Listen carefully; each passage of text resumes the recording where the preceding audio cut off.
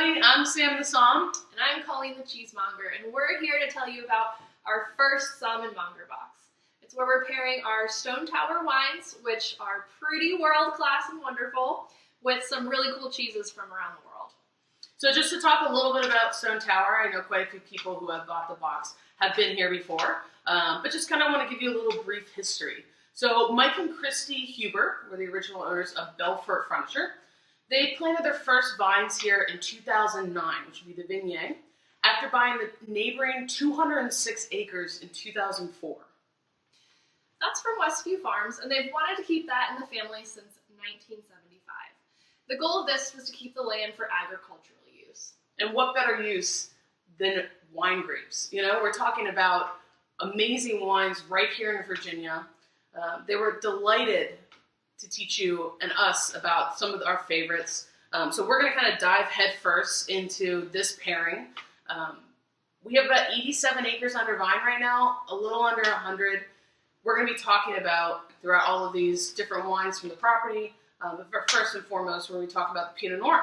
Before I indulge everybody in the wine, Colleen, if you would please indulge us a little bit about the cheese. Absolutely. So for our first box, I've chosen 2 pair of brie cheese. Now this isn't just any boring old brie. It does have some peppercorns in it to give a really nice pop of really delicious flavor. In France, it's legally sold in its unstable form, which just means that it's not pasteurized. In the United States, it is only sold in the stable form. Brie cheese became popular by the monks of Priory in the Middle Ages. It actually hails from the region of Brie in France. Now, if you don't know, brie cheese normally comes from cow's milk. It can also come from goat's milk too. Different varieties of there. When making this, the process usually starts with the milk. Then they add some rennet to it. Generally gets heated up to about 98.6 degrees. Once it hits that temperature, it's added to the molding. They let it sit for about 18 hours. The salt is then added to it.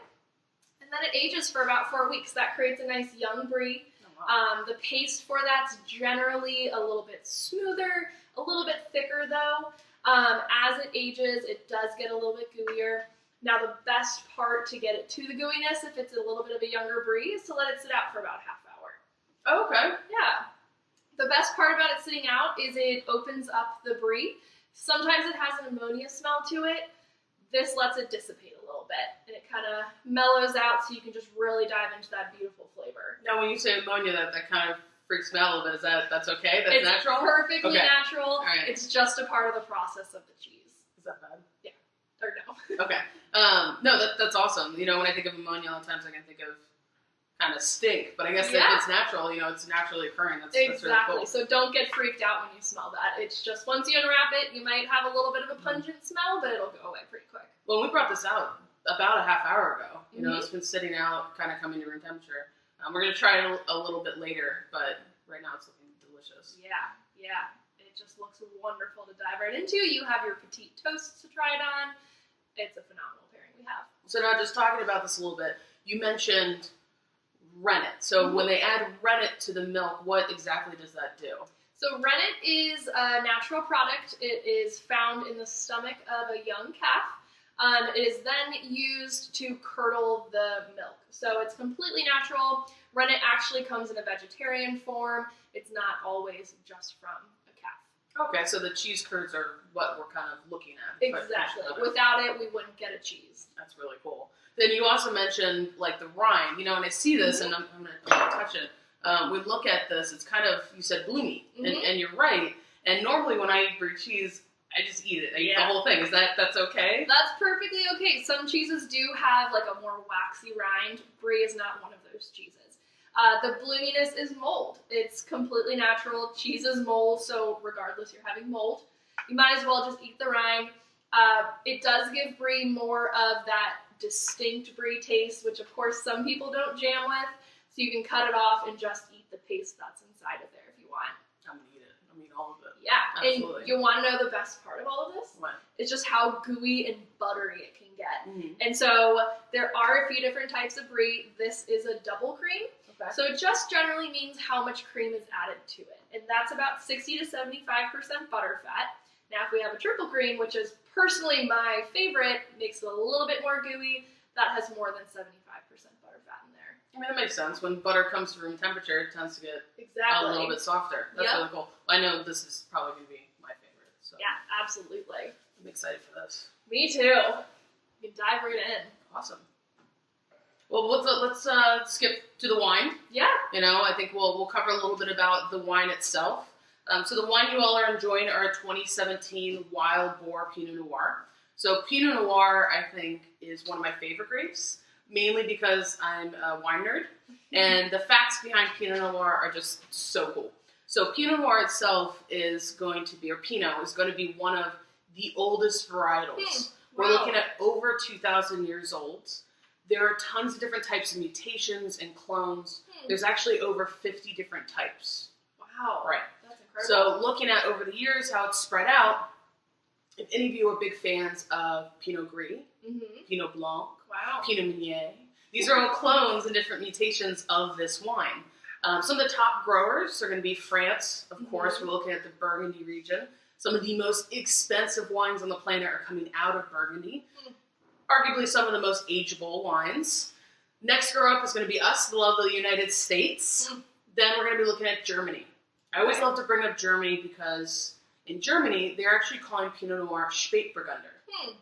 This is a really good example about how over time this grape has evolved and changed and moved. You're looking at it starting in like the French region area, and over time it's made its way to Germany. It's again the same grape. So if I take a Pinot Noir and over time it produces this offshoot, that's a white wine, what's going to happen is I'm going to take that and I'm going to plant it somewhere else. And I'm going to plant that somewhere else and that somewhere else. And eventually you get these different varietals. But when you look at them at a DNA level, they're almost similar. It's just a slight mutation. Yeah, it's so cool. That's crazy. Yeah. So Pinot Noir itself, when you look at the name French-wise, Pinot, they're thinking comes from pine. So think of a pine cone, nice small, tight clusters. And then Noir, of course, is black in French. So when you look at it, it's these really tight, small clusters. One of the issues with this is really tall, tight, small clusters. There's a lot less air can get in there, right? So Pinot Noir is a very delicate grape. That's why it's called the heartbreak grape. When you start planting it, I know, so sad. It's breaking our hearts. But as it's growing, what's happening is a lot of rot can get in there. This is why Pinot typically likes cooler climates. So again, if we look at where it grows around the world, Tasmania, if you look in Australia, cooler climate. You look at Burgundy, cooler climate. Willamette, Oregon, cooler climate. So it helps it avoid the rot. These grapes are also very thin-skinned, which means they're susceptible to a little bit more agitation. It also means this wine's going to have a medium body. It's going to have lower tannins, right? It's a very light, it's a very supple wine. If you look at California, California can be very hot, very rough. Those wines sometimes come out very bold, very different than what we see in this Pinot here. Interesting. Yeah. Well, you mentioned clones. I heard you say Pinot Meunier. Personally, I love sparkling wine. So does that mean that Pinot Noir is used in sparkling? Absolutely. A really great example is going to be our Blanc de Noir. So Blanc de Noir means white from black. So if I take a Pinot Noir grape, right, you look at it and it's got this lovely purple outer, and I split it inside. It's actually clear inside. So if I take that grape and I squeeze it in my hand, the juice that comes out is actually clear. No kidding. Right. If I keep squeezing, some of the pigment from that skin is eventually going to come out, which is when you get a little bit more of this. How interesting. So Pinot Meunier, Pinot Noir, arguably, they're related. Yeah. Right. So you see it in a lot of sparklings. We have it in a lot of our blends here. Not a lot. Our Pinot, our Mouton Noir, which is one of our brand new blends I'm really excited about, 2018, actually means black sheep. Cool. Yeah, it's a phenomenal wine. Actually, We have a really bottle cool right here. Yeah. Beautiful new label. It's a new label that we're bringing out, but that has a little bit of Pinot Noir in it. Our Pinot Noir on our own property. That's really cool. Yeah. We also have an awesome rosé, which I think I have a bottle right here. Our estate rosé. So this is made with Pinot Noir. No kidding. And this is a good example of, the first time you squeeze it, it's going to be a little bit more clear. I can keep squeezing, or I can add a little bit of Pinot to it to give it a little bit more color. Right? Who knew? Yeah. Such a wide arrangement of colors. That's so cool. Yeah, absolutely. Wow. It's incredible. Well, I personally would love to dive into drink a little bit. Absolutely. Perfect. I think we just open up this bad boy here. Wonderful. Wonderful. Let me get my glass pulled out here. Colleen, I think that glass is just a little too big. I don't think so. All right, get out of here. Fine. So Pinot Noir, again, when we talk about the body of it, you know, we are talking that medium-bodied wine, a little bit lighter. The acid on it is one of the most important things when it comes to Pinot Noir. Wow. When you think of sparkling wine, more times than not, you think about acid, right? When you take that sip, that's why it's used in sparkling. So it's got a nice acid, a nice body to it. Wonderful. Now, that acid makes me think of this buttery cheese and how opposite those are. I think that'll make for a beautiful pairing here. Oh, absolutely. And with those peppercorns, it's really going to set it off. Oh, yeah. Wow. I could not be more excited for this pairing. Well, let me get these crackers here. Now, these did come in your box. They are a nice addition. You'll keep getting these so you don't have to have bread on hand. I know we all learned to make a lot of bread this year, but we're going to provide you with one so you don't have to labor away. Yeah, absolutely. Would you like a plate? I would love a plate. Thank you. Fabulous. Now, this Wild Boar label means the grapes were grown somewhere else, but the wine was made here. In this case, the 2017 Pinot Noir, the grapes are coming from Willamette, Oregon. All right. So let's talk about a little bit of the aroma of the wine, and we'll dive into the flavors and aromas of the cheese. So one thing that's really important when you're first tasting a wine, don't fill your glass up all the way. No. Give it that 1.5 ounces, 2 ounces. One of the biggest reasons for this is the shape of the glass. This wine right here, I'll move this out of the way so you can see my face. This wine right here in this glass, this is actually called the tulip of the glass. So if I fill it up all the way, there's not a lot of air space between there. So if I just fill it up a little bit, a lot of the aroma is going to get captured in this glass. Yeah. Now, as I swirl it, I do see some legs coming down. What might that mean? Sure. So legs can mean a multitude of different things. They can show you the sugar content, which we know this wine is bone dry. It can show you the alcohol content. It can also show you the tannins. Interesting. So if you swirl the wine and you see the legs have a color to them, that can mean it has a good tannin to it, good big tannin structure. This honestly is just telling me a little bit of the alcohol with how fast they're running down the glass. Interesting. Oh God! Wow, that smells phenomenal. So Pinot Noir, a couple signature attributes, which big time in this wine. The second I stick my nose in that glass, I get tart cherry. Absolutely. I also get Bing cherry. I get something a little bit more ripe. I smell that white pepper. Yeah. That earthy note. Now, as a Somm, when we say earthy, it's a really nice way of saying funky or dirty, mushroomy almost. Okay. It's a way of saying that in a good way. Forest floor. It's wonderful smelling. Yeah, definitely. Wow.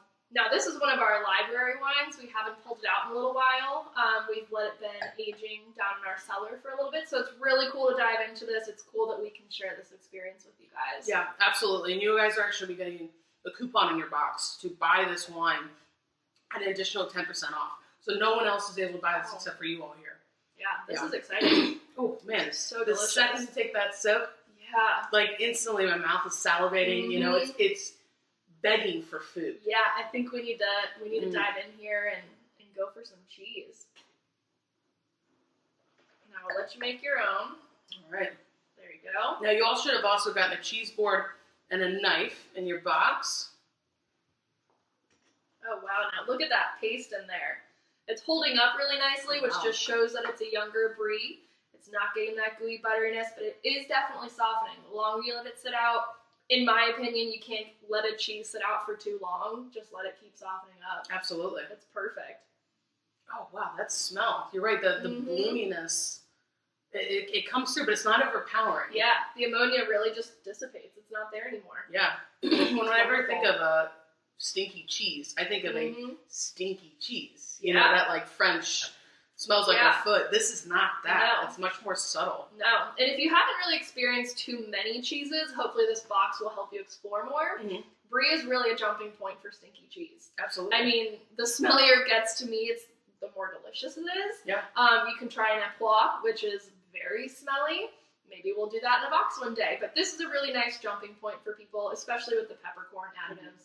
It's delicious. What I love I'm going to compliment ourselves. I love that we did this pairing. Yeah. You know, because when you think of Pinot Noir, you think of acid, you think of pairing it with fat. Mm-hmm. When you think of Pinot Noir, you think of that pepper note. And we have pepper in here. Yeah. You know, this is a great complementary pairing. It Two things that absolutely just really feed off of each other. Yeah, it's wonderful. Well, let's dive in and try this. Absolutely. Cheers. Cheers.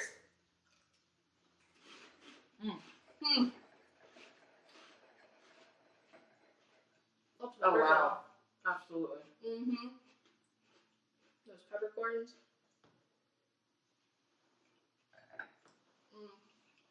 Perfect. Mm-hmm. Absolutely perfect. Mm-hmm.